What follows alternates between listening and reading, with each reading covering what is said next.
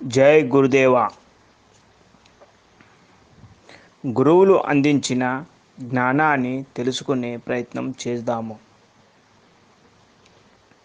సూర్యభగవానుడు కాశీక్షేత్రంలో స్థిర నివాసం ఎలా ఏర్పరచుకున్నాడో, ఎలా స్థిరపడ్డాడో తెలుసుకుందాము.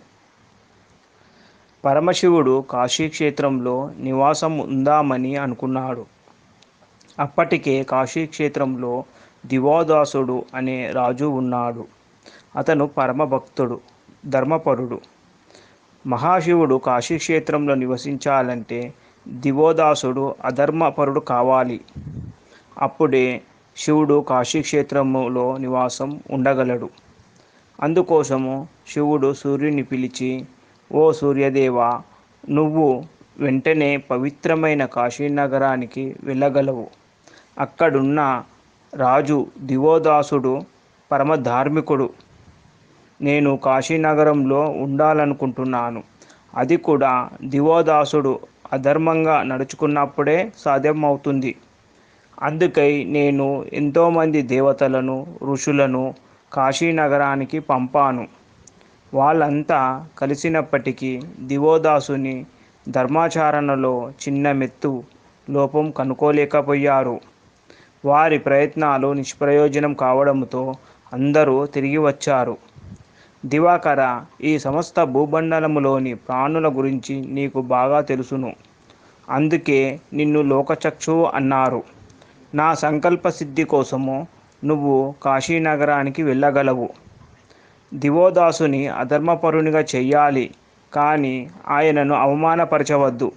ఎందుకంటే మంచివారిని అవమానపరిస్తే మనకు పాపాలు చుట్టుకుంటాయి అని పరమేశ్వరుడు చెప్పగా, పరమేశ్వరుని ఆజ్ఞను శిరసా వహించిన ఆదిత్యుడు కాశీనగరానికి వెళ్ళాడు.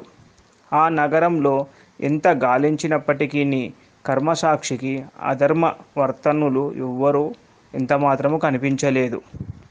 అంతేకాక అతను అనేక రూపాలను ధరించాడు. అక్కడి ప్రజలను తప్పుదోవ పట్టించేందుకై రకరకాల ప్రయత్నాలను చేశాడు. అయినప్పటికీ ప్రజలు ధర్మ మార్గాన్ని వదల్లేదు.